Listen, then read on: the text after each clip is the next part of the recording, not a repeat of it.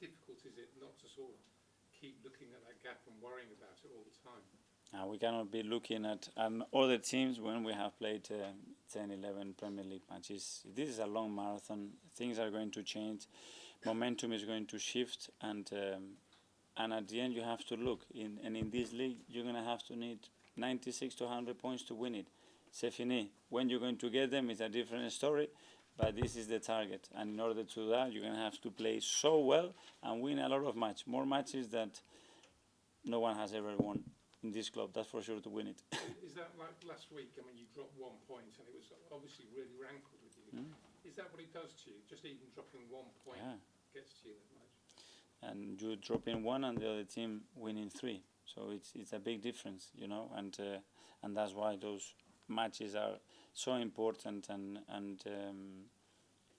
at the end can have a big influence in the course of the season. But does it, even playing like tomorrow's game, you know, City playing the day after, does it really sort of put pressure on the guys? You've got to win this. You can't drop any points. We know that we have to win it, but you cannot focus on the outcome. You have to focus on the process and how we're going to get prepared tomorrow to give our best to deserve to win the game. And then the result will take care of himself, and that's what we're going to do. Mark from The Athletic. Hi, Mikel.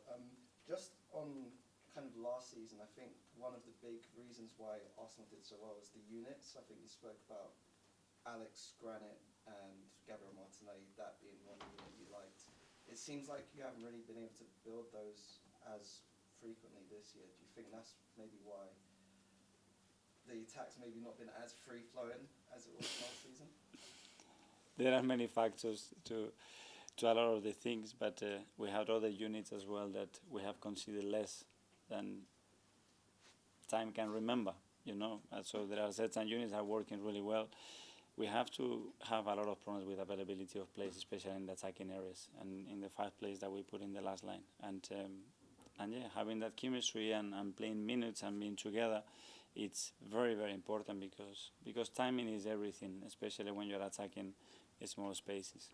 Do you think the foundation you have behind that is maybe part of the reason why you're still being competitive at the top end of the table? Because even, I guess, if I've said it's not a free flow and you're still very competitive. And that's what we have to do, because there are certain things that are going to allow you always to be there. And we do a lot of those things really, really well, and other things that we have to improve. And that's good that we have still a lot of room to improve. And just one more. I think one thing you've mentioned a few times is basically players needing something different from today in like 6 months' time, 3 months' time. I was just wondering if you have an example of something you remember where you thought, okay, they need something different now to what they needed 3 months ago. Yeah, but when you go to the individual, a player can go through a difficult period, and sometimes related to performance, something is related to what happens in his private life that can really affect him.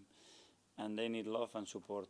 But maybe that same player has done something in his life that is not the best thing to do for his professional career, and that is performance. That player needs something very different in that moment. And we have to keep our eyes and ears open all the time to try to give the players what they need. That's our job. Okay, we'll go to the last couple now. Firstly, Isan from the Daily Mail. Hi, Mikel. Hi.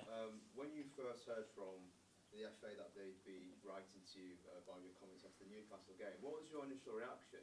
And do you think this in some ways sets a bad example from the FA in that managers could be now worried about expressing their honest opinions after games? No, I think everything here is been done in a really constructive way, you know. And I said what my duty was, and obviously the FA has its own duties, and they have to do the processes that are required, and we will respond to that in the best possible way, and we move forward. We learn from the past, and we move forward together, because the most important thing is how we're going to look after this beautiful game. And going specifically to your team, with Jesus out, with the potential issue around Enquires' injury, for the January transfer window, what's your assessment of your forward line? Do you think now that might be something you look to bolster? That they are great, and I am so happy to have them. And for me, they are the best in the world. That's my assessment. No, but with them two now out, obviously the forward line now you're having to put Trossard as false nine. What could January? I would love to have them all, but at the moment not. But maybe in 2 weeks' time the picture will change and it will be better. But as well, it's an opportunity for the rest to shine, because as well sometimes it's really tough when someone is playing and when he's sitting in the bench looking at me saying, "What are you doing?" You know. So it gives them an opportunity now to show how good they are. And finally, we'll go to John from the Times. Hi, Mikel. I was speaking to David Moyes earlier on today, and he was talking about the problems with doing an interview straight after a game.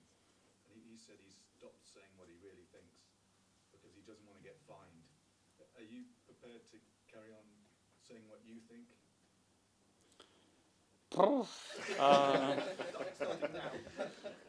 He's Scottish, I'm Basque. Yeah, it's not in my nature for sure, but yeah, you can always learn. And David is a really wise and experienced manager, and if he's doing it, is for a reason. But and as well, I have to be consistent, and I've always been trying to be honest and transparent and act with integrity and defend my beliefs.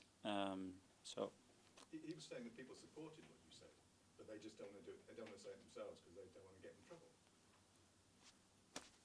I don't know.